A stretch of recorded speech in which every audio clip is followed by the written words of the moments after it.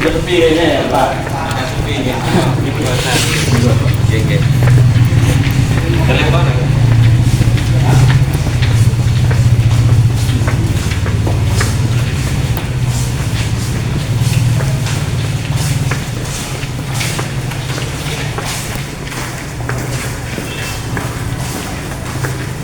Ibu ini yang ya Pak ya?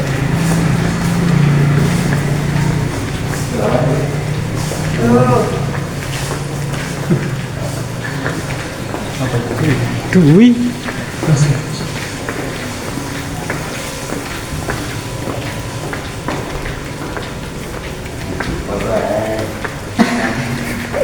Prank.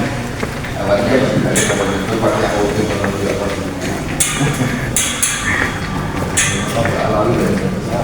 Iya, kemudian di yang sudah ada sesuatu dari sektor alami ini. Nah, Itu ayahnya si Habib itu yang melawan dia punya versi baru. Dia ngomong ayah melawan barang.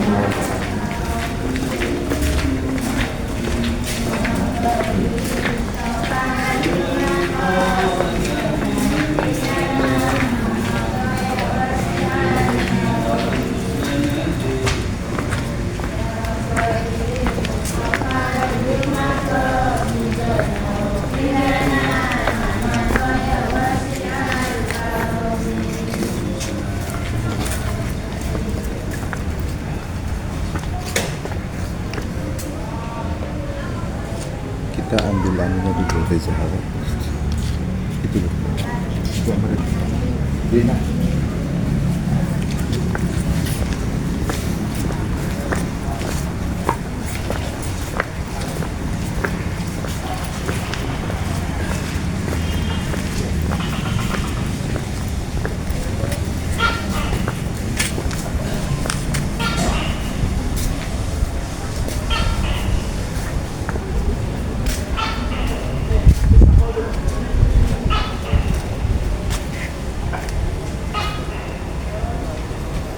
Bisa kebaca.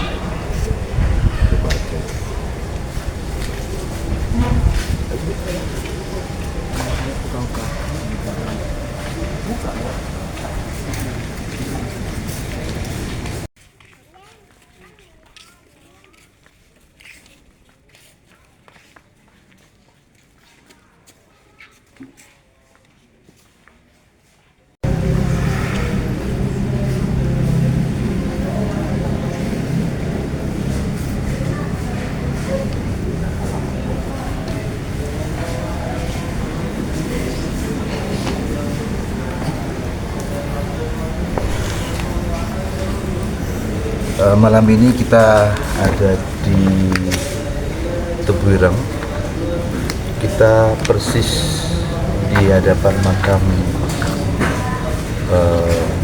para masai, persis di depan kuburan Kiai Hasyim Asy'ari. Pada malam hari ini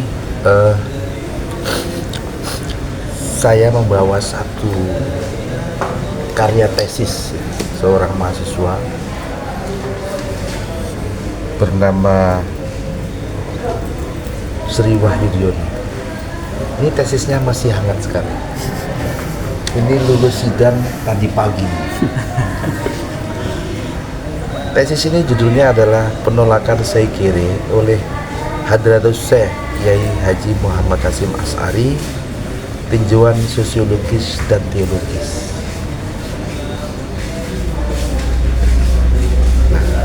Tesis ini dipertahankan di hadapan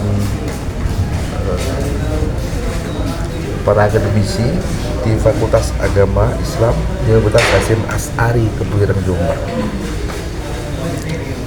Sementara penulisnya adalah santri Tebuireng. Jadi dari hal ini sudah cukup menarik. Tesisnya tentang Kiai Hasyim Asy'ari yang menolak Saikiri, penulisnya adalah Santri Tebuireng, dan kemudian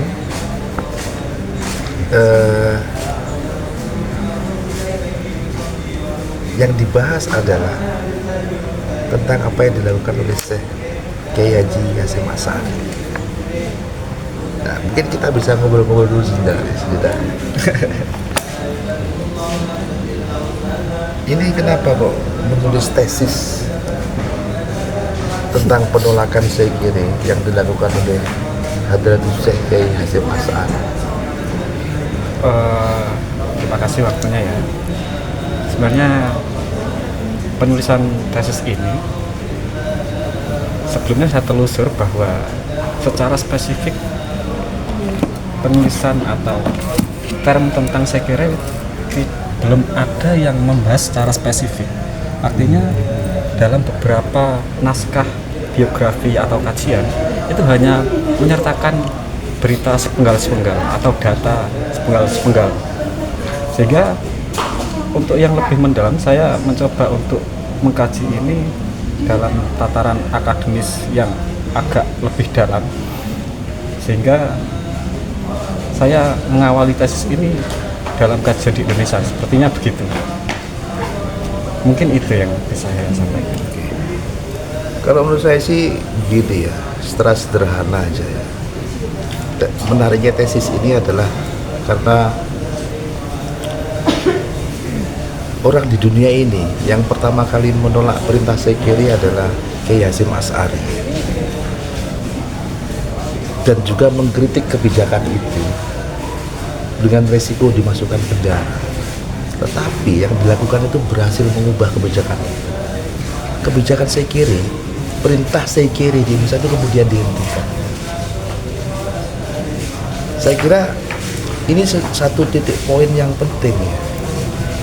Dan saya kira ini harus segera sering dibicarakan, karena tidak pernah dibicarakan tentang prestasi sosial dan politik Kiai Hasyim melalui penolakannya terhadap perintah Saikiri. Dia tidak menolak Saikiri, silakan dilakukan oleh orang lain, tapi menolak perintah melakukan Saikiri. Dan saya kira tesis ini sangat tepat kalau yang membahas adalah santrinya Mbah Hasyim sendiri dan berkuliah di Universitas Hasyim Asy'ari. Ini satu kebetulan yang menurut saya tidak sepenuhnya kebetulan, dan mungkin sudah memang masanya ini dibicarakan, karena sejarah tentang ini itu dianggap bukan hanya kecil ya, itu hanya potongan saja, hanya sobekan di dalam sejarah. Nah, tapi ternyata tesis ini membuktikan sesuatu yang luar biasa. Bagaimana pendasaran tauhid ya, teologis itu mampu mengkritisi kebijakan pendudukan pemerintah Jepang, yaitu perintah melakukan Saikiri bagi masyarakat Indonesia. Dan Mbah Hasyim seorang diri melakukan itu dan berhasil mengubah kebijakan. Saya kira itu. Mungkin ada pendapat dari ya, saya mengapresiasi sekali ya rekan saya setelah menyelesaikan tesis yang membahas sesuatu yang jarang sekali menjadi titik fokus dari unsur akademik, di mana saya kira ini hanya menjadi bacaan sejarah saja, ketidakpatuhan terhadap perintah Jepang pada waktu itu, tetapi tidak luas mengkaji dampak sosial politik terhadap penolakan dasar teologis itu. Ternyata saya baru tahu juga dari Gus Bindar, ini adalah orang pertama yang membahas tentang Saikiri, dan Mbah Hasyim, Hadratus Syekh Hasyim Asy'ari adalah orang pertama di dunia yang mampu mengubah kebijakan pemerintah Jepang yang tidak tunduk terhadap urusan Saikiri. Bagi kita, kenapa nunduk saja ke matahari itu kan hal kecil, tapi itu mampu mengubah satu sejarah yang luar biasa, sehingga ini patut menjadi perbincangan yang bisa diperluas lagi tentang Sekire ini. Ya, saya hanya bisa ucapkan selamat, kan saya sudah bisa menyelesaikan tesisnya ini, luar biasa. Dan menurut saya ini satu kajian yang orisinil ya. Ya. Sebagaimana sikap orisinilnya Mbah Hasyim, berani melawan perintah Sekire itu dan berhasil mengubah kebijakan Jepang, memaksakan Sekire itu didapat oleh masyarakat Indonesia. Karena Mbah Hasyim lah kemudian tauhid ya Muslim pada waktu itu bisa dijaga. Mungkin saya bisa menambahkan, dampak dari penolakan Mbah Hasyim ini merembet kepada tokoh-tokoh Islam di Indonesia yang sampai menjadi martir, banyak yang menjadi martir, ikut menolak apa yang dilakukan oleh Mbah Hasyim itu ditiru oleh para tokoh-tokoh agama dan bahkan meninggal dibunuh oleh Belanda. Itu luar biasa sekali dampaknya. Alasan agama ternyata yang membuat terpicu awalnya bisa konfrontasi secara langsung dengan Belanda. Artinya pendasaran agama itu ternyata ada dampak sosial, politik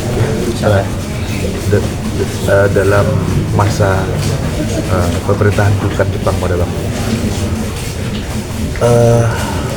Kita harus memberikan rasa hormat setinggi-tingginya kepada Yai Hasyim Asy'ari atas sejarah beliau sebagai orang yang pertama kali menolak perintah Sekire dan berhasil mengubah kebijakan pemerintah pendudukan Jepang. Mari kita membacakan Fatihah untuk Yai Hasyim. Al-Fatihah. A'udzubillahi minasyaitonirrajim. Bismillahirrahmanirrahim. Alhamdulillahirabbil alamin. Iyyaka na'budu wa iyyaka nasta'in. Ihdinas siratal mustaqim. Shiratal ladzina an'amta 'alaihim